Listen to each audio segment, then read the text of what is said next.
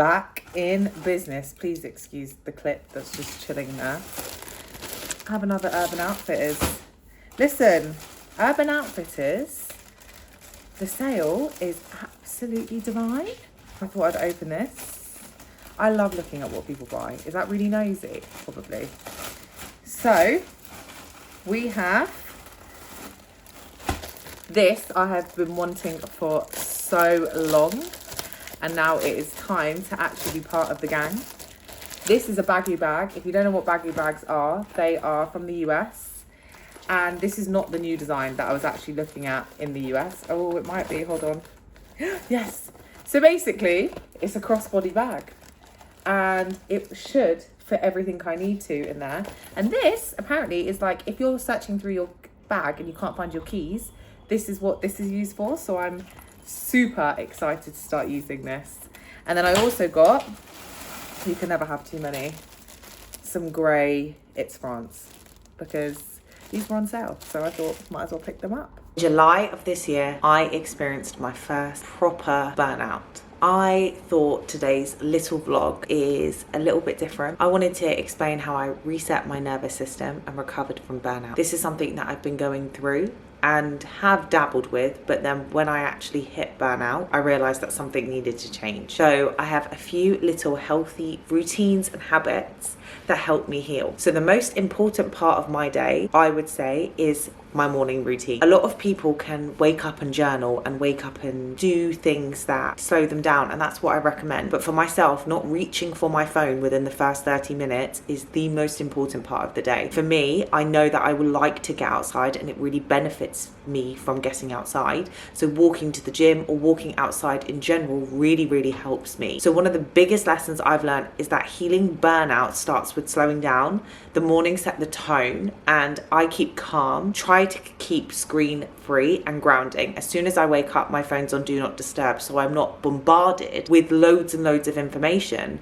that could just throw me off. So it's really important for me personally to ensure that I am outside, seeing sunlight if I can. In England it's a little bit difficult, and also making sure that I take some time for myself and my own thoughts, because I noticed that I was constantly running with a to-do list, and that's great. If there are any imminent thoughts, I just put them into my notes app. I always try to wrap up the day, and I'll get into this, with my actions for the next day, so I always know what I'm going in for. But for myself, the morning really sets the tone for the day. So instead of fighting what my body wants to achieve, and through my research and through my own personal experience, I know that my cortisol is highest in the morning time. So I don't fight that, I embrace it. So for myself, the walk to the gym and my first session of abs, cardio steps, that really helps me to regulate my nervous system. So I really noticed a positive effect from walking, cardio, any type of movement in the morning really sets my tone out for the day, and it really does help me have a positive outlook. Also, if I know that I've got some social media work or client work or anything like that,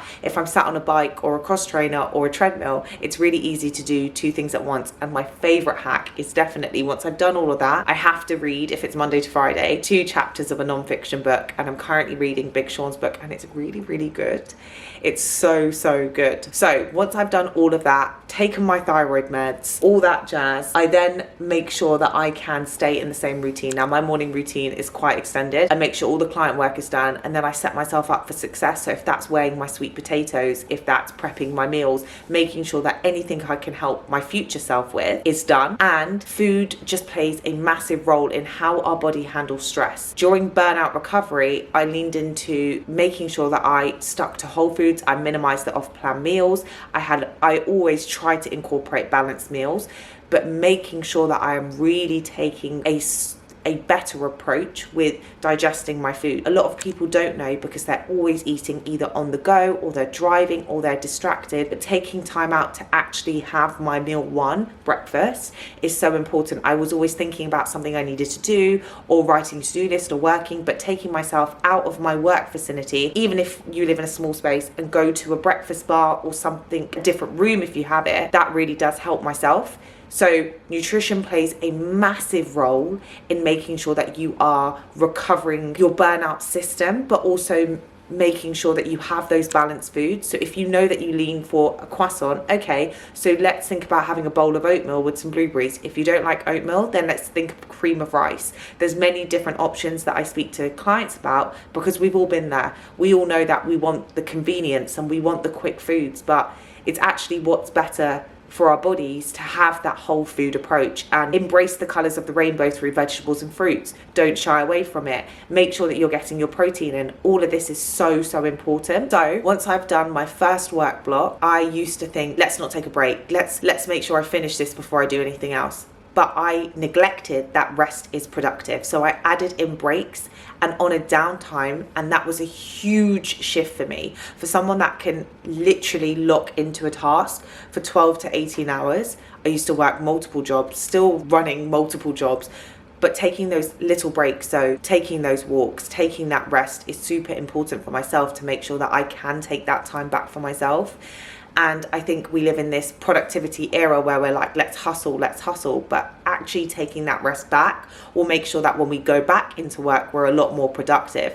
And for myself, scheduling those rest breaks is so important. It's a saying, if it's not in your Google Calendar, it's not getting done. So making sure that I can be adding those rest breaks in is so important. If it's a walk outside, and try, if you can, to go off a screen. So if I do want to catch up with my best friend or my mum, I'll put my headphones on, phone in the pocket or phone in the bag, and try not to look at the screen for the 10-15 minutes that I choose to go for a walk. I used to be fortunate enough to live behind a forest, so it was so good to get outside in nature, and a lot of us do live in cities, so try to embrace that. I still get the fresh air. It might be busy, it might have sirens, but it's the best that you can do. And that's something that I know and noticed for myself, that it really does work. Now, you're going to think I'm a bit hippie for the next tip number 6, but I built in small nervous system resets during the day. I am not one to meditate. I sit there and keep thinking, but I do my 2 minutes of insight timer every single night, and that's a non-negotiable. But in the daytime, the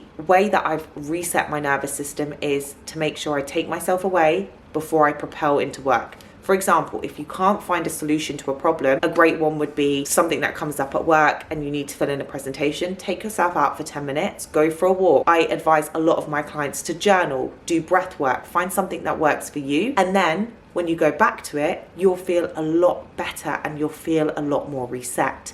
This is something that I advise a lot of my clients to do, is to journal. Therapy is something that I have always been in and out of for a number of years, and I think it needs to be spoken about more. It was so nice to go out with a group of girls and actually all of us speak about how we're in or out of therapy, and I've been a massive advocate of therapy for over 12 years. 15 years, nearly 20 years. I know the wonders it's done for myself, and I know the wonders that it can do for my clients, and that's something that not all people want to go through therapy, but I think it's a really beneficial practice, and you learn so much about yourself. Sorry, my SD card was full. I evidently love to talk. So I think therapy is one of those things that a lot of people have a stigma attached to it, but it's something that really does work. But if you don't want to go through therapy, then journaling is a great way to get your feelings out onto paper, and it's something that I know that works for a lot of people, and I would definitely recommend it. Now, once you've finished your work day, whatever time that be, I've worked shift work, I've worked multiple jobs, I've worked night shift, having an evening wind down is so important. So for myself, I know that I work at home, so it can feel like I'm constantly working, and some days it is like that. You never fully switch off, but an hour before bed, turning on my fairy lights, making sure that I'm having my dinner, potentially watching a show. Reading has been a massive part of my life for so long, and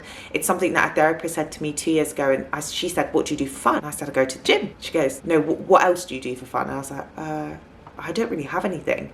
And I used to read just non-fiction, but now I read fiction as well, and it really does help me decompress. And I definitely notice the nights when I don't schedule that reading time as opposed to watching a show, my sleep quality is better because I track everything on the Aura Ring. When I do schedule that reading time, I always read before bed, and my phone, my iPad, any screens apart from the TV, I have the night mode activated, so I'm not activating that part of my brain that feels like I am awake. So all of that is so important to get your body into that slower state and thinking about the evening routine. So if you're struggling with burnout, you're not alone. It's taken me time, but listening to my body and finding what works to reset my nervous system has been life-changing. I hope today's little talk can open your eyes to say you're not alone, and if you know anyone that could benefit from this video, make sure that you share it with them. If this resonates, hit a like, because we're trying to grow this little channel. Subscribe and share it. Any other questions, please leave them in the comments down below, and I'd love you to tell me what's your one tip for recovering with burnout.